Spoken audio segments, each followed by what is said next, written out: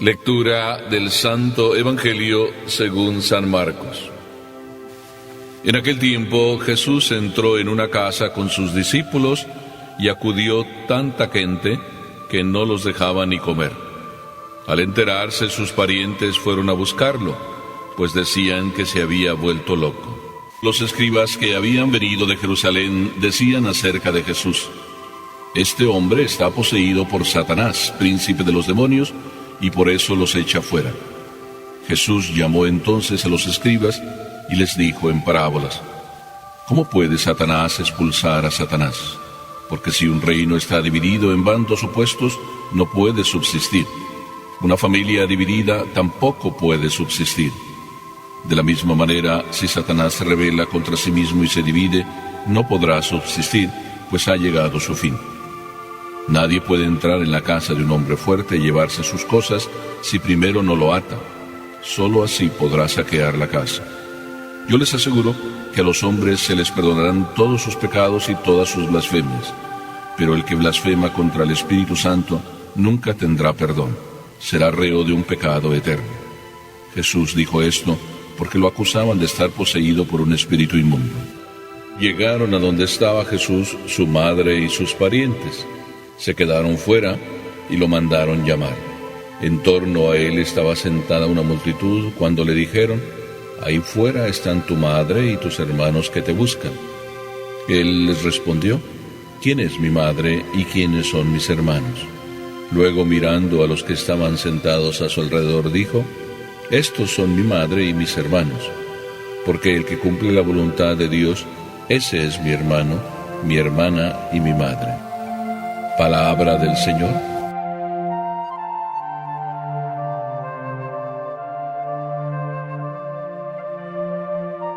Jesús es siempre Jesús.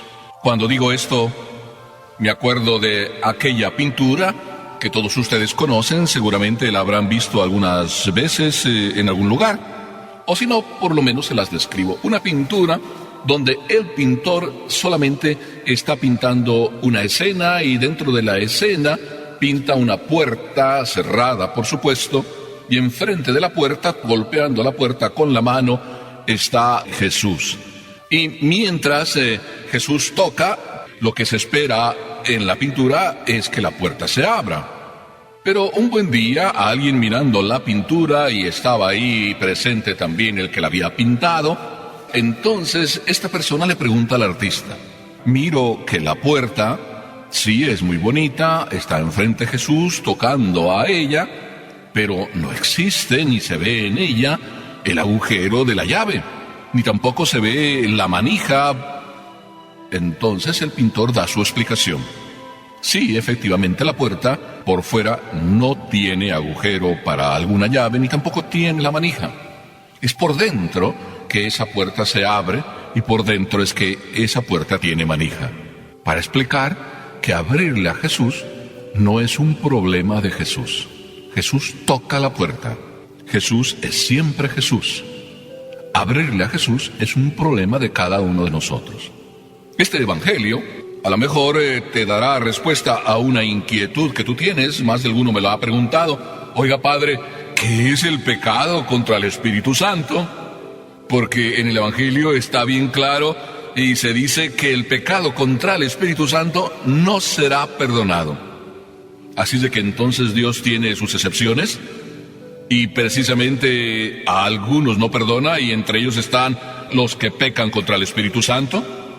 Pues atento, porque de este evangelio se deduce qué significa pecar contra el Espíritu Santo. Pero antes que nada, primera cosa: Jesús es siempre Jesús.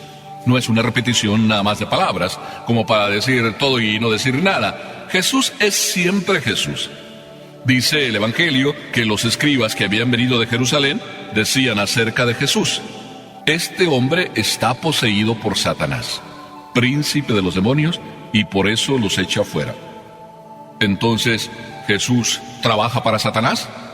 Pues por lo que este evangelio dice, y haciéndole caso a los escribas, digamos que Jesús trabaja para Satanás. Esto por sí te parece que no es verdad. Pues no es verdad. ¿Cómo puede Dios trabajar para Satanás. No tiene sentido. Si Jesús es siempre Jesús, no puede trabajar para Satanás. Jesús es siempre Jesús porque Jesús significa Dios salva.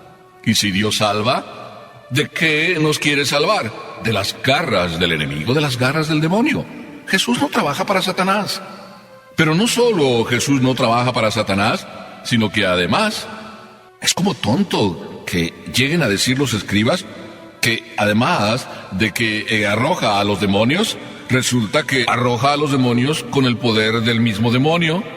Quizá entonces lo que este evangelio nos esté diciendo, que ya el mismo demonio no se pone de acuerdo para trabajar, y entre los mismos demonios ya tienen métodos diferentes, y por tanto entre ellos ya hay pelea. Quizá eso sí pueda suceder. Si el demonio no está de acuerdo consigo mismo, ni siquiera en sus propios métodos para apartarnos de Dios, entonces nosotros ya podemos hacer fiesta porque no nos preocupemos del demonio, él va a destruir su propio trabajo si entre ellos están divididos. ¿Hasta dónde llega el espíritu humano, el espíritu de los escribas? ¿Cuál era el problema?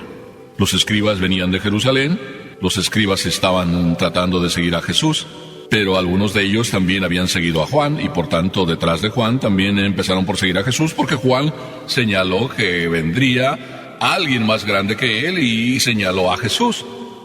Pero algo aquí pasaba.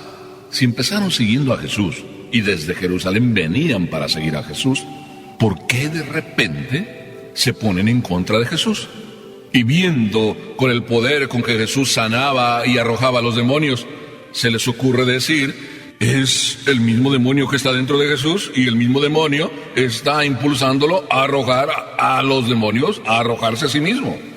Esto no puede ser. Ya es por sí una sola contradicción. Pero sin embargo, este es el hecho. Ahí está la realidad. ¿Será mejor decir que Satanás es siempre Satanás?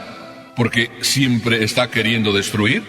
Y lo que se revela no es que Jesús tiene a Satanás y Satanás está siendo aquí ocasión de destrucción, sino que aquí mismo Satanás está siendo Satanás, tratando de destruir la labor de Jesús. Jesús es siempre Jesús. Por eso es que Satanás está en contra de él. Ya está el primer punto. Satanás siempre trata de hacer el mal. Por eso, donde hay división, ahí está Satanás. Él es el amante de la división. Pero en medio de esta situación está Papá Dios. ¿Tú no has pensado que en medio de la división que pueda haber en tu vida, en medio de la falta de paz, en medio de todo desorden, de toda depresión, de todo lo que tú quieras de negativo que pueda haber en tu vida, ¿no está también Jesús? Porque Jesús está queriendo salvarte de la confusión. Esto sí piénsalo bien claro. Y aquí viene lo segundo. Si Jesús es siempre Jesús, entonces escuchemos lo que nos dice el Evangelio. Jesús invita a los fariseos a acercarse a Él y les explica en parábolas. Jesús es siempre Jesús. Y aún tú, que a veces te quieres apartar de Él, Jesús quiere acercarte a Él. ¿Es lo que quiere hacer con los fariseos? Me encanta esta figura de Jesús. Me encanta que Jesús quiera seguir siendo Jesús. Me encanta que Jesús siempre tenga en mente querernos salvar, aunque seamos tan ciegos y tan necios como fariseos para querernos apartar de Él. Pero Jesús nos invita a acercarnos a Él. Si tú te sientes como fariseo, si tú te sientes tan ciego o tan obcecado o tan obstinado porque así has estado mucho tiempo de tu vida haciendo el mal a otros y haciéndolo a ti mismo, ¿por qué no escuchas a Jesús, que siempre es Jesús? Te dice, acércate, y te quiere explicar en parábolas, sí, pero explicar que Él quiere salvarte. ¡Qué hermoso! Me encanta que Jesús empiece diciéndole a los fariseos para hacerles ver que no está bien lo que están diciendo. ¿Cómo puede Satanás expulsar a Satanás?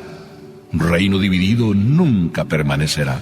Como una familia dividida tampoco puede subsistir. Por eso, si tú en tu familia, si tú mismo te sientes dividido por dentro, si lo que piensas no va de acuerdo con lo que haces, entonces quiere decir que contigo quizá esté queriendo estar Satanás, pero también quiere estar Jesús. Ay, ay, ay, este mundo, decimos muchas veces que está dividido. ¿Por qué no decir que lo está? Si vemos bien claramente a la luz de la razón lo que tiene que suceder, ¿no estamos viviendo una cultura de la muerte? Donde la vida no vale nada y todo el mundo quisiera destruirla, empezando por el aborto, que es la peor de las ignominias de nuestra sociedad, que todos, como que ciegos, decimos, hay que acabar con los niños. Pero claro, no decimos que hay que acabar con los niños, decimos, yo soy libre y puedo decidir. Es decir, ocultamente camuflamos un crimen de opción libre, decisión, de mi libertad. ¿No estamos aplastando una verdad, la vida, con una decisión? ¿No estamos dándole un dominio absoluto a nuestra libertad y acabando con la verdad? Ese es el más grande quizá de los crímenes que un hombre puede hacer. Tapar, sepultar la verdad detrás de decisiones personales, aunque esas decisiones sean crímenes. Pero ya me buscaré la forma de engañarme o de camuflarme. Recuerdo todavía a mi papá que me decía, el día que me veas a mí mentir, el día que me veas a mí decir malas palabras, te doy permiso de hacerlas. Pero detrás venía una explicación, es que tú no puedes engañarte a ti mismo. Podrás engañarme a mí, decirme mentiras, pero a ti mismo no te puedes engañar, tú sabes que son mentiras. Es decir, delante de Dios tú no te puedes engañar. Pero ¿verdad que delante de Dios muchas veces nos engañamos? Quizá esto se vuelve complicado decirlo, pero es verdad. Y es verdad con aquel ejemplo que nos cuenta en su libro Los Pensamientos el pensador Pascal. En uno de sus diálogos que tiene con uno que es un lujurioso, un vividor, un mujeriego, diríamos nosotros, un joven de esos que ya en la vida hace de todo y lo que le da la gana, y mujeriego él le dice a Pascal, yo dejaría de hacer lo que hago, es decir, mujeriego, lujurioso, si Dios existiera. Pues sí, es verdad. Como suponemos que Dios no existe, pues podemos hacer lo que nos da la gana. Quizá ese sea el mayor de los pecados de este mundo o de algunas personas en este mundo, que obran como si Dios no existiera. Y como si Dios no existe, lo damos ya por hecho, Dios no existe, pues viva la pepa, dirían en algún lugar, o mejor dicho, hagamos lo que nos da la gana. También el pensador y escritor Dostoyevsky llegó a decir, si Dios no existe, todo es posible, todo lo podemos hacer cuando Dios no existe. Pero Pascal, volviendo al pensador, le respondió a este joven y le dice, deja de hacer lo que haces y verás que Dios existe. Dicho en otras palabras, no hagas con tu decisión libre lo contrario de lo que te dice tu mente, porque si haces lo contrario, estás pecando contra la verdad. Aquí ya estamos en el tercer aspecto de este evangelio. Pecar contra la verdad. Ese es el pecado contra el Espíritu Santo. Pecamos contra la verdad cuando viendo lo que es, no importa, hacemos lo que nos da la gana. Quizá algunos fariseos, estos que querían estar en contra de Jesús, es lo que nos está revelando. Van contra la verdad. Es decir, no son ciegos, pero obran como ciegos. Ven claramente que en Jesús no es el demonio que actúa. Es el poder de Dios que está en él y por eso expulsa a los demonios y por eso cura y por eso sana. Porque Jesús es siempre Jesús, Jesús salva. Pero se oponen a eso porque ¿por qué llega a oponerse a la verdad una persona? ¿Por qué se opone a la clara evidencia de las cosas? Sí, es bien sencillo, hijo mío, porque queremos decidir nosotros por nosotros mismos sin tener en cuenta la verdad. O mejor dicho, nosotros decidimos qué es la verdad. Y este es el pecado contra el Espíritu Santo. Decidir yo a mi antojo qué es verdad y por eso hacerlo, es ir contra la verdad. Nosotros no somos los que decimos que es verdad, solamente constatamos que es verdad. ¿Es verdad que nosotros tenemos un Dios? Sí. ¿Es verdad que nosotros no hemos sido creados? ¿Que somos criaturas? Sí. Entonces, ¿es verdad que no somos dioses y que nos toca depender, que nos toca hacer caso a Dios, que nos toca seguir sus leyes, que nos toca obedecer? Y si hacemos eso, entonces estamos abriéndole la puerta a Dios. Estamos dejándole que Él nos salve. Nosotros no somos los que decidimos cómo salvarnos, sino somos los que aceptamos la salvación que Dios nos ofrece. ¿Verdad que si aceptamos la salvación que Dios nos ofrece, entonces vamos a ser salvados? ¿Verdad que si aceptamos confesarnos, seremos salvados? ¿Verdad que si aceptamos ser bautizados, seremos salvados? Pero si yo le quiero decir a Dios cómo es que yo me voy a salvar y yo determino cuál será mi camino de salvación, pero Él sigue invitándote para que te acerques y recibas la paz en tu alma hoy. Pero te toca a ti, solo a ti, hijo mío. Ábrele la puerta de tu corazón. Amén.